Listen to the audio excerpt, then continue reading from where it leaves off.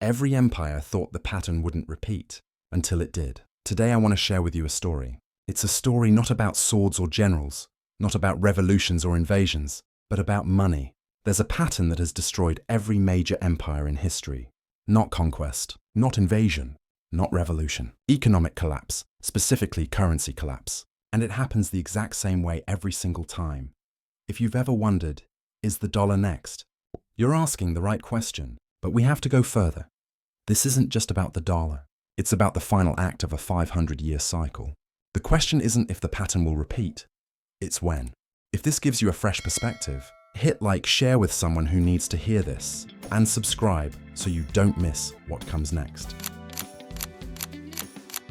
Empires rise, they dominate, their currency becomes trusted, they expand. Then they overextend, borrow, print money, inflate, lose confidence, and collapse. The sequence isn't just similar, it's identical. Each time, military expansion, unsustainable spending, currency debasement or printing, inflation, loss of confidence, collapse. Why does this matter? Because the mathematics don't change. You cannot spend more than you earn forever.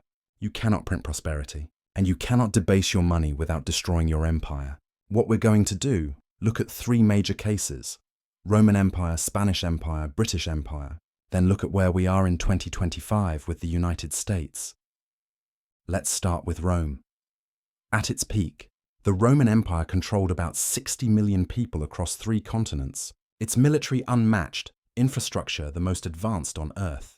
Its currency, the denarius, the silver coin introduced in 201 BC, was trusted everywhere from Britain to Egypt. For centuries, the denarius's silver content was consistent. You knew exactly what you were getting, but empires are expensive. Every expansion required more soldiers, more forts, more roads, more administration, and eventually more money than Rome actually had. So they did what every empire in trouble eventually does. They debased the currency. Under Emperor Nero, 5468 AD, the silver content of the denarius was reduced from 100% to about 90%. Then later, under Emperor Caracalla, 211 AD, it fell to 150% silver. By the time Emperor Gallienus, 265 AD, was ruling, the coin had just 5% silver. A coin that once held full value was now 95% worthless metal. If you were a Roman soldier in 265 AD receiving pay in denarii, you were being paid coins worth a tiny fraction of what soldiers earned 2 centuries earlier. Prices exploded. Farmers stopped selling food for coins and demanded barter instead. Tax collectors couldn't collect because the currency was worthless. The system seized up. Rome didn't collapse because of foreign invasion alone. It collapsed because it couldn't maintain its currency, its economy, its infrastructure.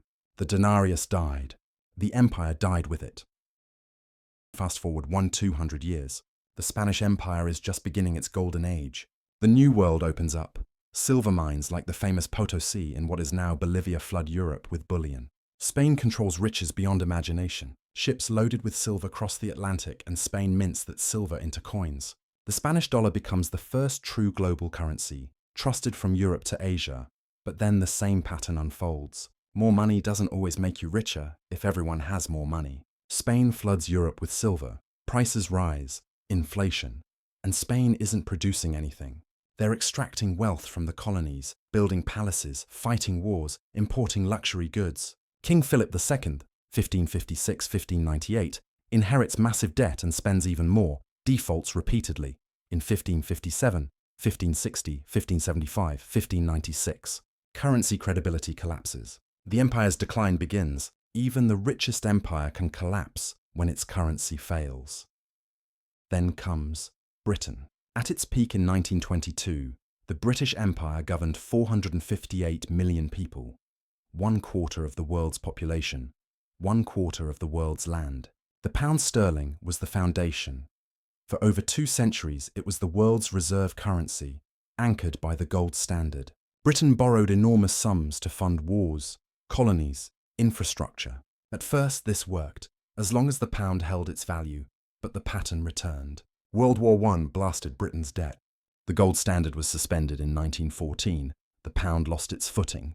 In 1925, Britain returned to gold at the pre-war rate. A mistake. Exports collapsed. By 1931, Britain permanently left gold, and the pound was devalued. Post-World War II, Britain entered the war deeply in debt 270% of GDP by 1945. At the 1944 Bretton Woods Conference, the dollar overtook the pound as the world's reserve currency. The empire dissolves. The pound sees 25% inflation in the 1970s. The empire falls, not because of invasion, but because currency failure destroyed everything built around it. Now, America's turn, which brings us to now, the United States, the current empire, with the dollar as the global reserve currency. The pattern is flashing. The dollar has been the world's reserve currency since 1944, under the Bretton Woods framework. Other nations pegged to the dollar. The dollar was backed by gold. But just like Rome and Britain, the US began spending more than it earned. The Vietnam War, global military bases, domestic commitments. By the 1960s, other nations noticed that America was printing more dollars than it had gold to back. In 1971, President Richard Nixon closed the gold window. The dollar became pure fiat. In 2025, total US federal debt is about $37.4 trillion, approximately 123% of GDP. The share of the dollar in global foreign exchange reserves is about 57.7%, down from 65% a decade earlier. Central banks are slowly diversifying away from the dollar.